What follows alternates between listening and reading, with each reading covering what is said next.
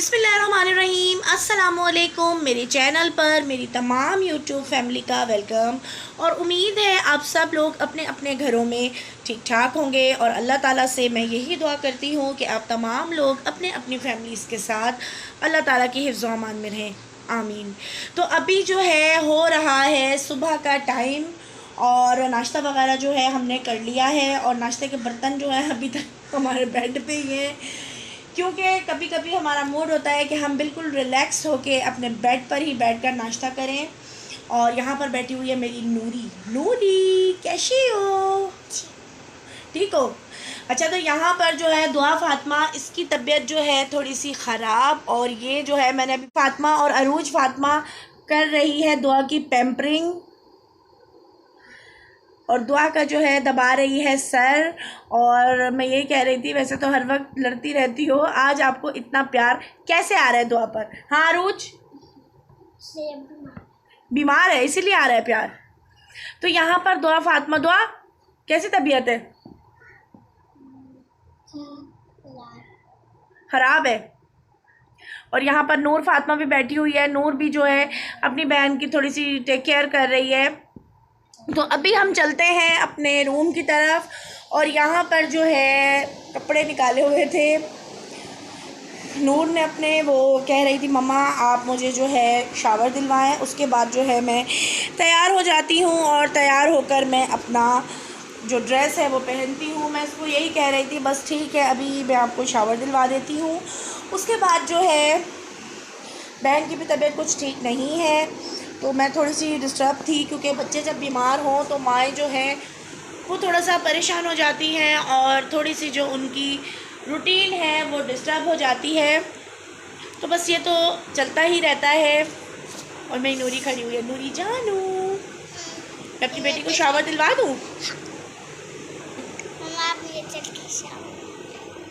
Okay, तो चलें जी, मैं दिलवाती हूँ नूरी को शावर और मिलते हैं ब्रेक के बाद। आपने भी लेना है? हेलो, मिलते हैं ब्रेक के बाद। तो बस यहाँ पर जो है ये टी बैग्स वगैरह के जो डब्बे हैं मैं इनको भी रख रही थी, क्योंकि यहाँ पर बास्केट में मैं अपना जो कुछ सामान है वो सेट करके रखती हूँ। और इधर जो है टेबल को भी मैं काफ़ी दफ़ा साफ़ करती रहती हूँ, लेकिन बच्चे हैं, छोटे हैं, तो इस वजह से थोड़ा सा कर देते हैं ख़राब, बट कोई नहीं, ये सब तो चलता रहता है। नूरी आपने शावर ले लिया है? अब कंघी कर रही हो? हेयर स्टाइल बना रही हो?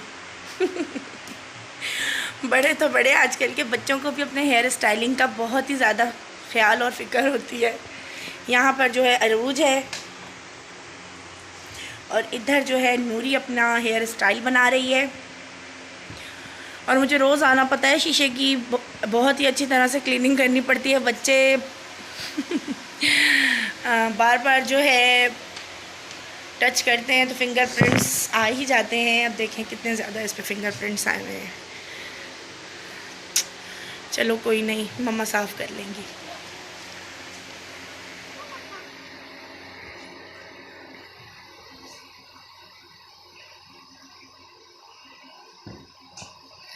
और अब बस बच्चों को मैंने रेडी कर दिया। मैं यही सोच रही थी कि मैं खाने में जो है आज क्या बनाऊं, तो आज जो है फ्रिज में चिकन तो रखी हुई है, तो यहाँ पर मैंने मंगवाई है सब्ज़ी। और सब्ज़ी जो है अब बहुत ही ज़्यादा महंगी है, इसके जो रेट है वो आसमान पर चढ़ा दिए हैं सब्ज़ी वालों ने।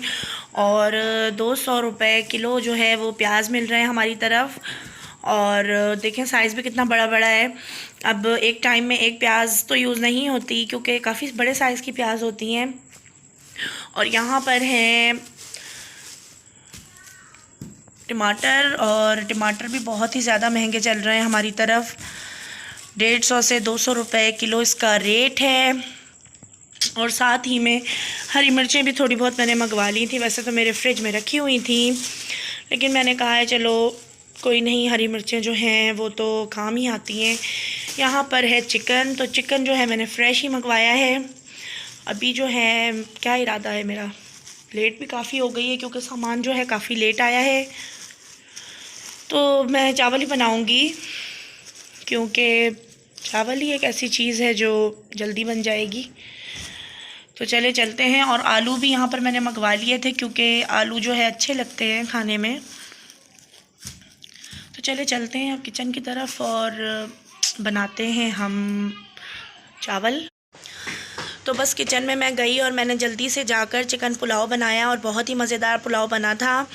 आलू भी मैंने इसमें डाल दिया था क्योंकि बच्चे जो है बड़े ही शौक़ से खाते हैं। और यहाँ पर जो है नींबू का अचार जो है मैंने जो तैयार किया था सिर्फ़ बग़ैर ऑयल वाला था। ये इसमें मैंने कुटी हुई मिर्चें, नमक, अजवाइन, ये चीज़ें डालकर बस इसको रख दिया था और वो अच्छा सा गल गया था। और यहाँ पर जो है हम अभी खा रहे हैं खाना, और बच्चे जो है बैठे हुए हैं और मुझे यही कह रहे थे मम्मा आप हमें भी वीडियो में लें। तो फिर काफ़ी ज़्यादा शोर था, इस वजह से मैंने वॉइस ओवर की है। और बस खाना वगैरह खाने के बाद मैं बच्चों को करवाऊंगी थोड़ी सी स्टडी, क्योंकि मैं खुद ही बच्चों को घर में ही पढ़ाती हूँ, ट्यूशन में नहीं भेजती। तो बस अब मैं यहाँ पर बच्चों को पढ़ा रही थी और मैंने कहा है अब आप बस पढ़ लो। नूर आप भी आ जाओ। मैं वैक्सीन नहीं मिली।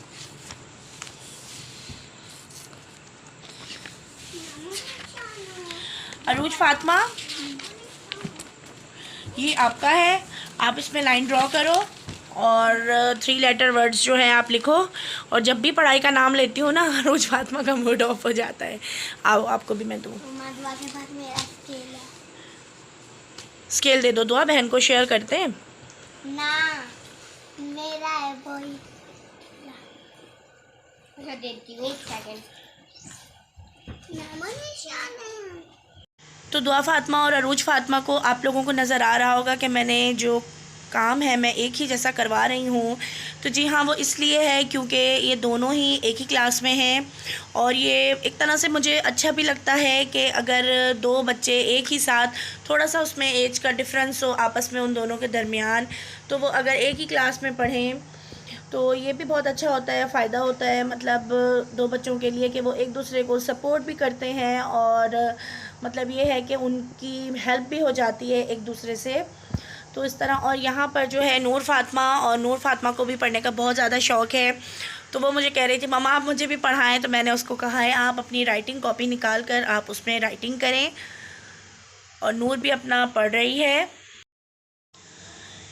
मेरी यही कोशिश होती है कि मैं अपने बच्चों को खुद ही घर में पढ़ाऊँ, ट्यूशन वगैरह मैं नहीं भेजती, क्योंकि मेरा दिल इतना ज़्यादा सेटिस्फाई नहीं होता है कि बच्चे घर से जाएं किसी के घर में। और यह होता है कि स्कूल से आने के बाद बच्चे वैसे भी इतना ज़्यादा थक जाते हैं कि वो ख़ास तौर पर कहीं दोबारा से उनको तैयार कर कर भेजें और फिर वो वहाँ जाएं, तो आने ही जाने में बच्चे कुछ ज़्यादा थक जाते हैं। तो मेरी ये कोशिश होती है कि बस अपना घर जो होता है वहाँ पर वो सुकून और आराम से अपनी माँ से ही पढ़ लें। इससे ज़्यादा अच्छी बात और क्या हो सकती है।